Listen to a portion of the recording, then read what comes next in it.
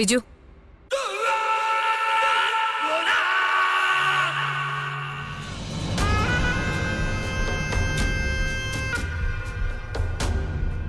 ഇതാണ് ബിജു. അത്രയ്ക്ക് അടുപ്പമുള്ളവരിവനെ മിന്നൽ ബിജു എന്ന് വിളിക്കും. ഒരു മിന്നലിന്റെ സഹായം മതി ഇവനൊരാളെ കൊല്ലാൻ. അങ്ങനെ വീണ പേരാ അല്ലേ? അതെ. ഒരു കേസിൽപ്പെട്ട് അകത്തായിപ്പോയി. സാക്ഷി കൂറുമാറിയതാ, ഇന്നലെ ഇറങ്ങിയതാ. എന്നിട്ട് കൂറുമാറിയ ആ സാക്ഷിയെ നീ പോയി കണ്ടില്ലേ? കണ്ടു. അവനിപ്പോ കുടുംബമായി മെഡിക്കൽ കോളേജ് ICUവില. തൽക്കാലം നാട്ടിൽ നിന്ന് മാറിക്കോളാൻ വക്കീല് പറഞ്ഞു. അപ്പോഴാ മേഡം വിളിച്ച് ഇവിടെ കുറച്ച് പരിപാടി ഉണ്ടെന്ന് പറഞ്ഞേ. പിന്നെ ഇങ്ങ് പോന്നു. അങ്ങനെ നിനക്ക് കാര്യമായിട്ട് ചെയ്യാൻ മാത്രമൊന്നും ഇവിടെ ഇല്ല. എന്താ വേണ്ടെന്ന് മേഡം പറഞ്ഞാ മതി. പറയാം.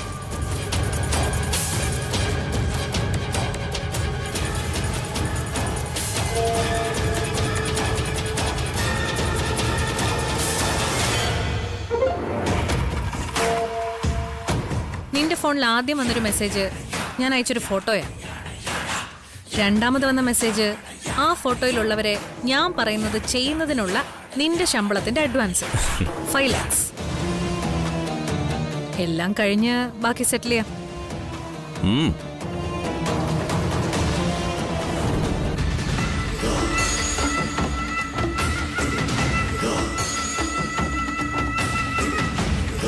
ഇവരെ രണ്ടുപേരെയും തീർക്കണം. വേണ്ട, ഇവരെ രണ്ടുപേരെയും തീർക്കണ്ട. ആരുടെയെങ്കിലും ഒരാളുടെ കാലോ നട്ടലോ ഒന്ന് ഒടിച്ചു തന്നാ മതി. കുറച്ചുനാള് ഒരേ കിടപ്പി കിടക്കണം. അനൂപ്, മീര, അതാണ് അവരുടെ പേര്. അനൂപാണ് കിടക്കുന്നെങ്കിൽ അത്രയും നല്ലത്. അത് നിന്റെ സൗകര്യം പോലെ ചെയ്താൽ മതി. എന്തിനാ മേഡം കിടത്തി നരകിപ്പിച്ച് നമ്മുടെ പാപം കൂട്ടുന്നത്? അങ്ങ് തീർത്താ പോരെ? ഞാനും അത് ആലോചിച്ചതാ. പക്ഷേ പിന്നീട് ഉദ്ദേശിച്ച കാര്യങ്ങളൊക്കെ മുടങ്ങും. അതാ. ഒന്ന് കിടന്നു കിട്ടിയാൽ മതി, എഴുന്നേക്കരുത്. എന്തു വന്നാലും എഴുന്നേക്കാൻ പറ്റരുത്. മേഡം പറഞ്ഞ കാര്യം ഞാൻ ശ്രമിക്കാം. ഇതൊക്കെ ഇവന്റെ ഇവളുടെയും ആയുസ് പോലിരിക്കും. ജീവനുണ്ടായാലും എഴുന്നേൽക്കത്തില്ല. ചിലപ്പോ തീർന്നു പോയെന്ന് വരും.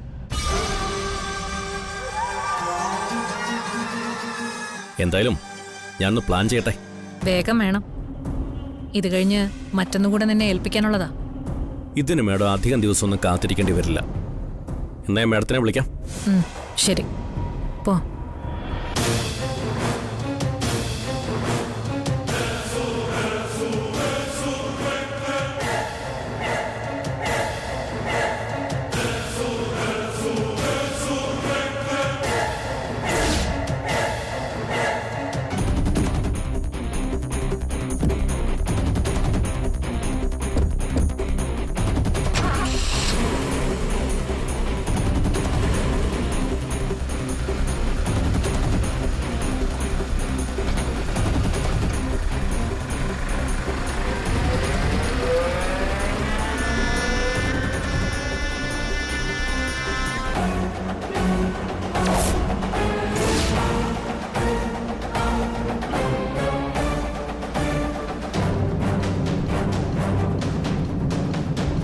മിന്നൽ ബിജു, ഇയാളെ കൊണ്ടൊക്കെ അത് നടക്കുമോ? നമുക്ക് പുറത്തുനിന്ന് ആരെങ്കിലും കൊണ്ടുവന്നാൽ പോരായിരുന്നോ? അതും ഇത്രയും പണം കൊടുത്ത്. ആള് പുറത്തുനിന്നുള്ളവനാണെങ്കിലും അകത്തുനിന്നുള്ളവനാണെങ്കിലും നമുക്ക് നമ്മുടെ കാര്യം നടന്നാ പോരെ. പിന്നെ പണത്തിന്റെ കാര്യം, സ്നേഹയിലൂടെ നിനക്ക് കിട്ടാൻ പോകുന്ന സ്ത്രീധനത്തിന്റെ വളരെ തുച്ഛമായൊരു തുകയാണ് ഈ മിന്നൽ ബിജുവിന് നമ്മൾ കൊടുക്കുന്നത്. കാശ് എത്ര മുടക്കുന്നോ അതിനനുസരിച്ച് അതിന്റെ ഗുണവും നമുക്ക് കിട്ടും. എങ്കിൽ പിന്നെ അയാൾ പറഞ്ഞ പോലെ അങ്ങ് തീർത്തൂടെ? എന്തിനാ ജീവനോടെ വെച്ചിരിക്കുന്നേ? നിന്റെ വിവാഹത്തിന്റെ എത്ര ദിവസമുണ്ട്? 6 ദിവസം. ഈ 16 ദിവസത്തേക്കാൾ ചെറുതല്ലേ 6 ദിവസം? വേണ്ടപ്പെട്ടവരാരെങ്കിലും ഈ 6 ദിവസത്തിനകം മരിച്ചുപോയാൽ പിന്നെ 16 അടിയന്തരം കഴിയണം. അത് കഴിഞ്ഞിട്ട് ഈ വിവാഹം പിന്നെ നടക്കുമെന്നുള്ള കാര്യം തന്നെ സംശയം. അതുകൊണ്ട് തൽക്കാലം വലിയ വലിയ കാര്യങ്ങളൊന്നും അന്വേഷിക്കണ്ട. ഇനി ചെയ്യാനുള്ളതിനെ പറ്റി ആലോചിക്കുക. കടമ്പകൾ ഒരുപാടുണ്ട് ഇനി. സച്ചിയുടെയും അർച്ചനയുടെയും കാര്യത്തിൽ കൂടി ഒരു തീരുമാനം എടുക്കണ്ടേ? എടുക്കണം. ഏട്ടനോ ഏട്ടത്തെയോ കിടപ്പിലാവുമ്പോ തന്നെ പകുതി തകർന്നു നിൽക്കുന്ന അവളെ ഭർത്താവിനെ കൂടെ അപകടപ്പെടുത്തി മുഴുവനായിട്ട് അങ്ങ് തകർക്കണം.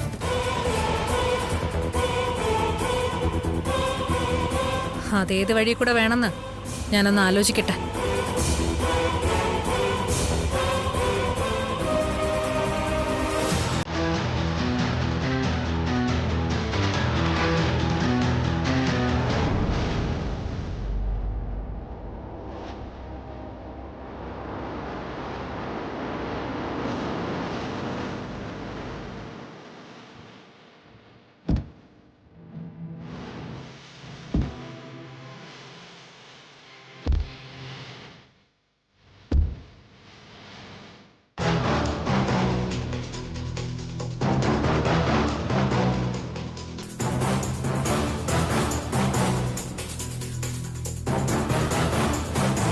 എന്നാലും ആ ജോത്സ്യൻ നമ്മൾ പറഞ്ഞത് കേട്ടില്ലല്ലോ.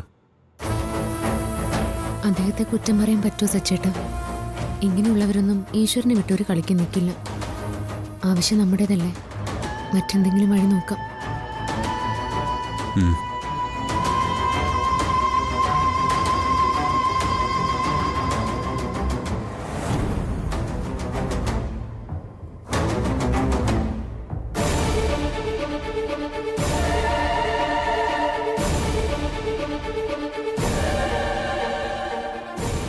ഇത് സച്ചി,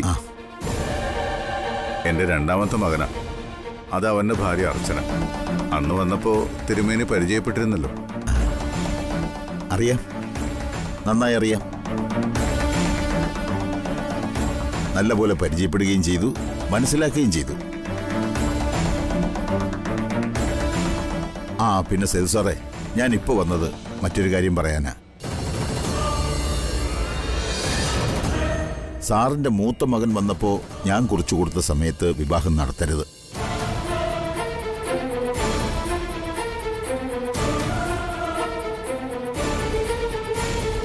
ഇവിടുത്തെ മോളുടെയും പയ്യന്റെയും ജാതകവും വീടിന്റെ മുൻപത്തെ ദോഷവും ചേർത്ത് വിശദമായി ഞാൻ ഒന്നുകൂടി നോക്കി.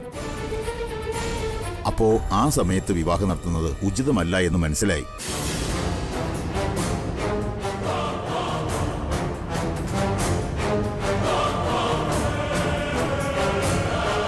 പിന്നെ ഇനിയും നീട്ടിയൊരു തീയതി കുറിക്കണോ തിരുമേനി? എന്തിന്? തീയതിയൊന്നും മാറ്റണ്ട. തുലാമാസം 22-ാം തീയതി തന്നെ നടക്കട്ടെ. സമയം 11-നും 11:20-നകം എന്ന് പറഞ്ഞത് 12-നും 12:15-നകം നടത്തണം എന്നേയുള്ളൂ.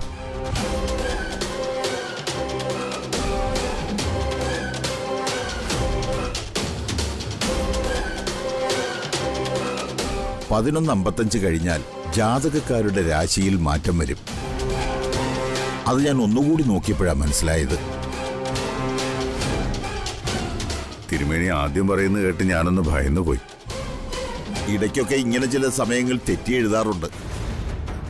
സംശയമുള്ളത് ഒന്നുകൂടി നോക്കും. അതാ ഞാൻ ഇത് നേരിട്ട് പറയാൻ വന്നത്. 1 മണിക്കൂർ സമയമല്ലേ, അത് സാരമില്ല തിരുമേനി. മറ്റു കുഴപ്പമൊന്നുമില്ലല്ലോ? ഒരു കുഴപ്പമില്ല. മോൾക്ക് ദീർഘസുമംഗലി യോഗം തന്നെ തീർച്ചയായും ഉണ്ട്.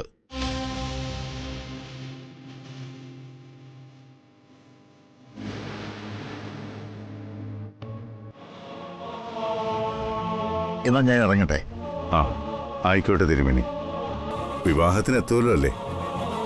ഉറപ്പായും വരും. എന്റെ അനുഗ്രഹവും പ്രാർത്ഥനയും മോൾക്കുണ്ടാവും. മൂത്ത മോൻ വരുമ്പോ സാർ പറഞ്ഞേക്കണം ഞാൻ വന്നിരുന്നു എന്ന്. പറയാം. ശരി.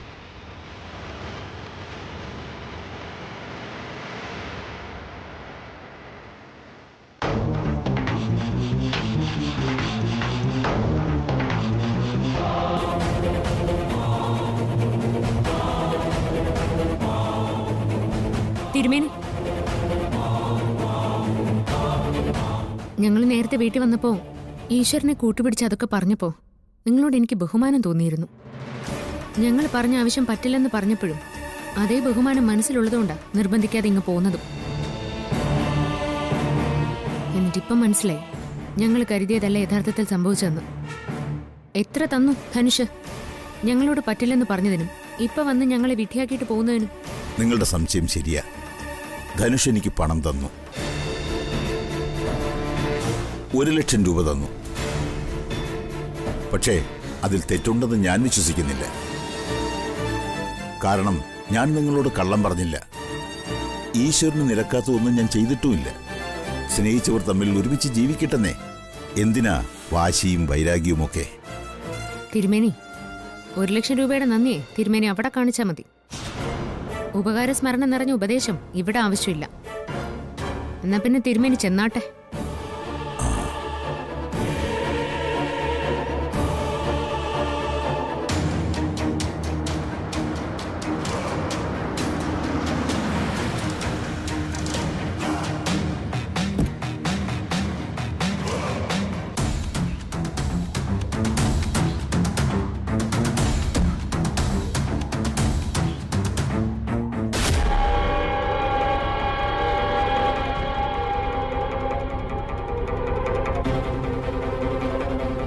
ഇയാളെന്താ ജാതകം നോക്കി തീർന്നില്ലേ? കൈ നീട്ടി വാങ്ങിയതിന്റെ കൂറ് കാണിക്കാൻ വന്നതാ. ഹാ, ഞാൻ അറിഞ്ഞു. ഇപ്പൊ പോയ ജോൽസിന്റെ വീട്ടിൽ ക്ഷണിക്കപ്പെടാത്ത 2 അതിഥികൾ ചെന്ന കാര്യം. എന്നാലും ലോകത്ത് ആരും ചെയ്യാത്ത ഈ തറവേല ആരുടെ തലയിലാ ഉദിച്ചത്? നിന്റെയോ അതോ നിന്റെ ഭർത്താവിന്റെയോ? ആരുടെ തലയിലായാലും അങ്ങനെയൊന്ന് ശ്രമിച്ചു നോക്കിയതുകൊണ്ടല്ലേ ജോൾസിനെ വരെ വിലയ്ക്ക് വാങ്ങാൻ കഴിവുള്ളവരോടാണ് മത്സരിക്കുന്നതെന്ന് മനസ്സിലായത്. 2 ദിവസത്തെ കാലാവധി ഞാൻ കൊടുത്തിരുന്നു കൂട്ടുകാരന്. ആ 2 ദിവസത്തിന് വേണ്ടി പല വേലകളും ചെയ്യുമെന്ന് അറിഞ്ഞു തന്നെയാ കൊടുത്തതും. 2 ദിവസം കഴിഞ്ഞാലും ധനുഷ് ഇവിടെ തന്നെ കാണും.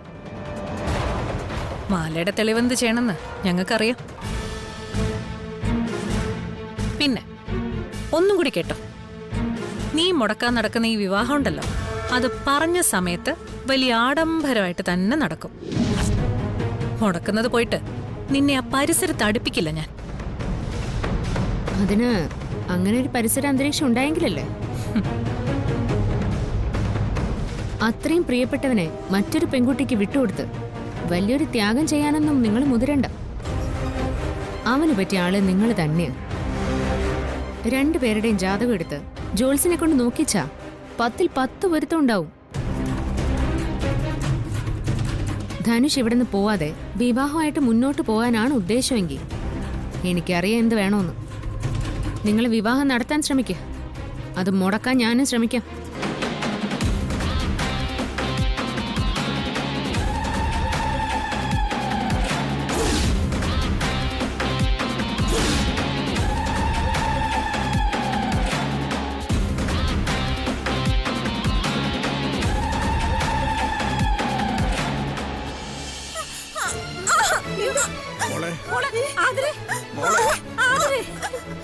മോളെ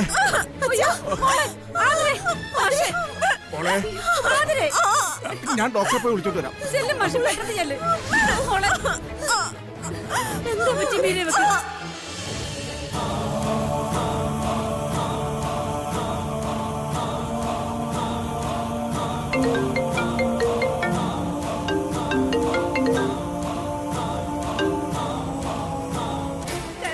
സന്ദീപേ, ഒന്ന് വേഗം വന്നേ. അതിലേക്ക് ഒട്ടും വയ്യ. ഇവിടെ കിടന്ന് നില വിളിക്കുക. എന്താ വരുന്നു?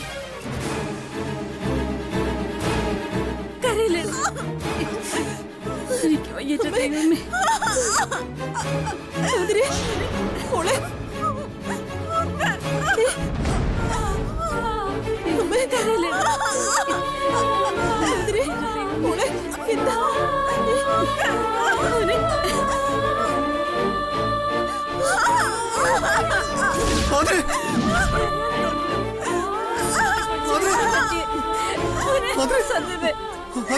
എന്താ?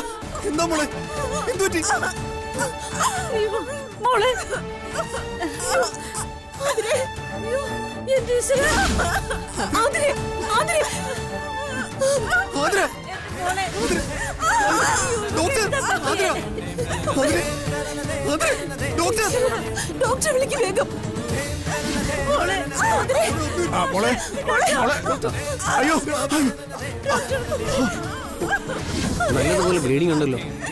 പേഷ്യന്റിനെ വേഗം ഐസിയിലേക്ക് മാറ്റാം. സിസ്റ്റർ വേഗം. ശരി. മോളെ, ആതിരെ ഒന്നുമില്ല. മോളെ, ആതിര ഒന്നുമില്ല. ഡോക്ടർ. മോളെ, ആതിര.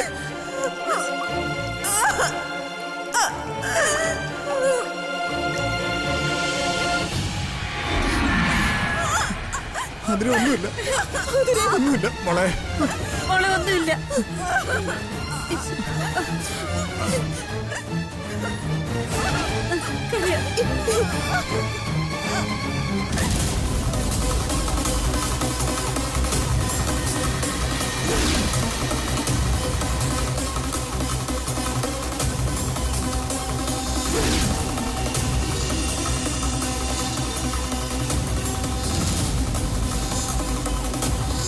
ആ മാഡം പറഞ്ഞ പോലെ എല്ലാം ചെയ്തിട്ടുണ്ട്.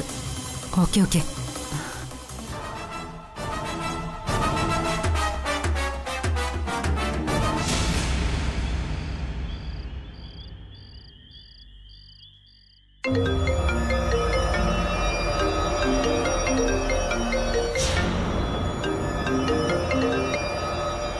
ഹലോ സന്ദീപേ.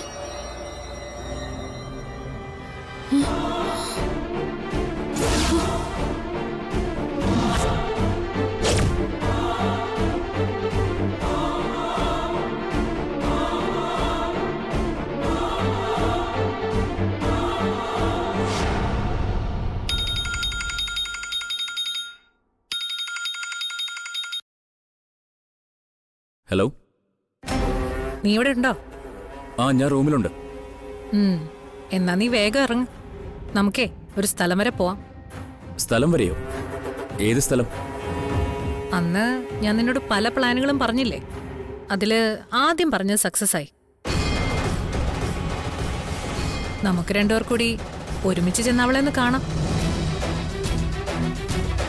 ചെയ്ത പാപത്തിന് നേരിട്ടൊരു അനുശോചനം അറിയിച്ചിട്ട് വരാന്നേ. താങ്ക്സ് അവന്തികെ. താങ്ക്സ് ഒക്കെ മിഷൻ കംപ്ലീറ്റ് ആയതിനു ശേഷം. ആദ്യം നീ വേഗം റെഡിയായി ഇറങ്ങ്. ഒരു 5 മിനിറ്റ് ദാ എത്തി.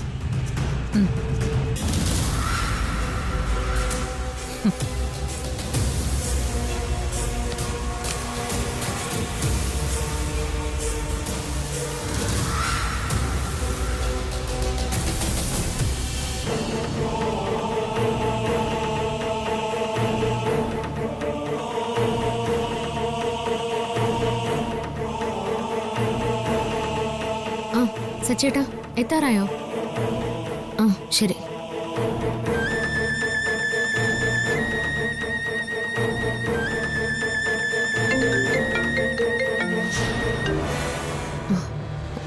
ഹലോ അനുബേട്ടാ. ആ അച്ചു, നിങ്ങൾ പുറപ്പെട്ടോ? ഇല്ല, സച്ചേട്ടൻ ഇപ്പൊ എത്തും. വന്ന ഉടനെ ഇറങ്ങും. ആ എന്നാ പിന്നെ നിങ്ങൾ വെപ്രാളപ്പെട്ട് ഇറങ്ങണ്ട. ആതിരയ്ക്ക് പ്രോബ്ലം ഒന്നുമില്ല.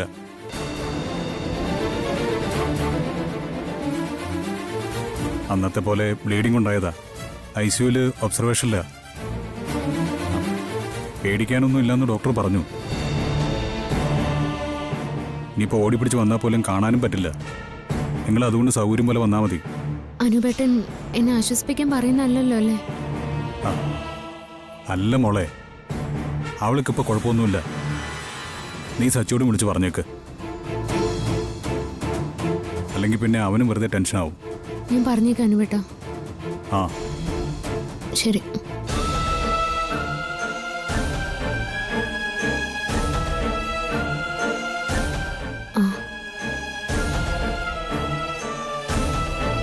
അർച്ചന ഇറങ്ങാം. ഹോസ്പിറ്റലിൽ നിന്ന് ഇപ്പൊ അനുബേട്ടൻ എന്നെ വിളിച്ചിരുന്നു. അവൾക്ക് കുഴപ്പമൊന്നുമില്ലെന്ന് പറഞ്ഞു. ചെന്നാലും കാണാൻ പറ്റില്ലെന്ന്. താനിപ്പോൾ അങ്ങോട്ട് പോകാതിരിക്കുന്നത് നല്ലത്. വെറുതെ അച്ഛനും അമ്മയെ വിഷമിപ്പിക്കണ്ട. അവിടെ ചെന്ന് അവസ്ഥ എന്താണെന്ന് അറിഞ്ഞിട്ട് നമുക്കിപ്പോ